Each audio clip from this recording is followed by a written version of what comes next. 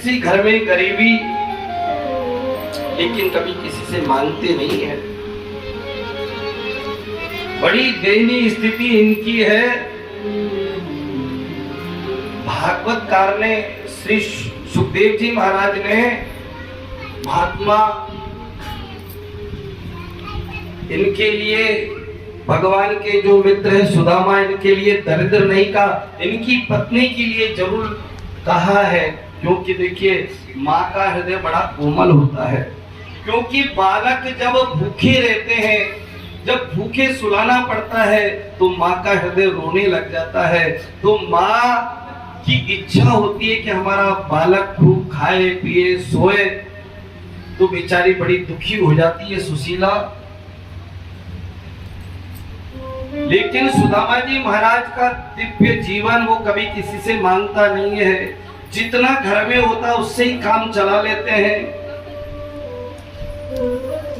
जब सुदामा जी महाराज का ब्याह हुआ था उस समय सुदामा जी महाराज ने अपनी पत्नी से कहा था कि द्वारकाधीश जो भगवान श्री कृष्ण है वो मेरे मित्र है। सुदामा जी महाराज की पत्नी ने, आज सुदामा जी महाराज जब भजन करके संध्या करके उठे हैं, सुदामा जी महाराज की पत्नी आई है, आकर के निवेदन किया है, पतिदेव आपका जब हमारे साथ में विवाह हुआ था उस समय आपने कहा था कि द्वारिका के नाथ मेरे परम मित्र है, लंगोटिया यार है। उज्जैन में हम साथ साथ रहे, साथ साथ पढ़े, साथ साथ खेले और गुरुजी के यहाँ पर साथ साथ पढ़ते थे हम।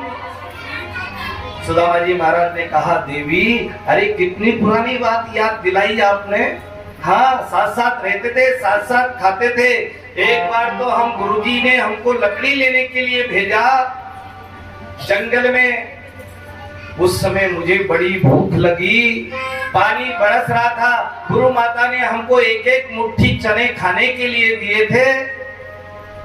मुझे बड़ी भूख लगी, मैंने मेरे हिस्से के भी खा लिए थे और मेरी भूख शांत नहीं हुई थी तो मैंने द्वारिकाधीश के हिस्से के चने भी खा लिए थे। लंगोटिया यार है हमारे द्वारिकाधीश। तो आज सुशीला माता ने कहा कि पतिदेव आपके मिलने की इच्छा नहीं होती है क्या द्वारिकाधीश से? सुदामा जी ने कहा, हम तो रोज ध्यान करके मिल लेते हैं, यहाँ पर रोज आते हैं हमारे ध्यान में। सुदामा जी की पत्नी ने कहा, पतिदेव आपकी ध्यान में तो आते, ध्यान से काम नहीं चलेगा। आपकी कभी ऐसी इच्छा नहीं होती है कि आप द्वारिका चले जाएं? द्वारिका जाने की इच्छा नहीं होती है आपकी? एक बार तो कम से कम आप उनके यहाँ पर जाइए। सुदामा जी महाराज ने कहा, जाने की इच्छा तो होती है, लेकिन तुम ये सोचो कि मैं वहां जाकर के मांगूंगा नहीं मैं। क्योंकि मांगत मांगत मान घटे और प्रीति घटे नित्य के घर जाए से। ओछे के संग से बुद्धि घटे और क्रोध घटे मन के समझाए से। नारी प्रसंग से जोर घटे और रोग घटे कछु कोश दिखाए से। सो कहे सुदामा सुनो सुशीले, पाप घटे हरि के गुण गाये से। मैं जाऊंगा तो जरूर, लेकिन कुछ मांगूंगा नहीं। पत्नी ने कहा, पतिदेव स्पेस नहीं, एक बार तो कम से कम मेरा निवेदन है, एक बार तो आप कम से कम जाइए। सुदामा जी महाराज ने कहा, बार बार जाने को तो कहती हो, बार बार कहती हो द्वारिका जाऊं जो द्वारिका जाऊं, आठों याम यही झक तेरे। जान कहा कहियो तो बड़ो दुख पे हो, कहो अपी गति हेरे। द्वार खड़े प्रभु के छड़िया, कहा भूपत जानन पावत नेरे। पांच सुपारी तो देख बिचारी के भेंट करे ना अक्षत तेरे। सुदामा जी महाराज ने उनकी पत्नी से कहा, आप बार बार जाने को तो कहती हो, लेकिन कुछ जगह ऐसी होती है जहां पर कुछ लेकर के जाना चाहिए। एक तो गुरु के दरवाजे पर, गुरु के यहाँ जाए तो कुछ लेकर के जाना चाहिए। मंदिर में जाए, कथा में जाए तो चाहे फूल ही लेकर के जाए, लेकिन खाली हाथ नहीं जाना चाहिए।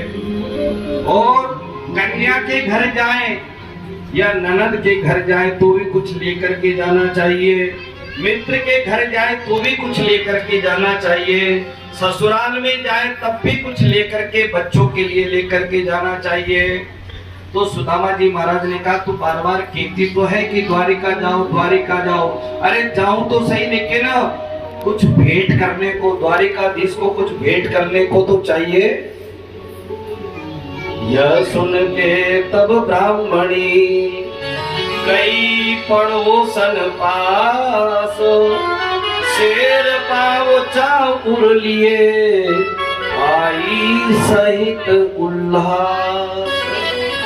सुदामा जी महाराज की पत्नी, जैसे ही सुदामा जी महाराज द्वारिका जाने के लिए तैयार हुए, सुदामा जी महाराज की पत्नी दौड़ी दौड़ी अपने अड़ोसी पड़ोसियों के घर में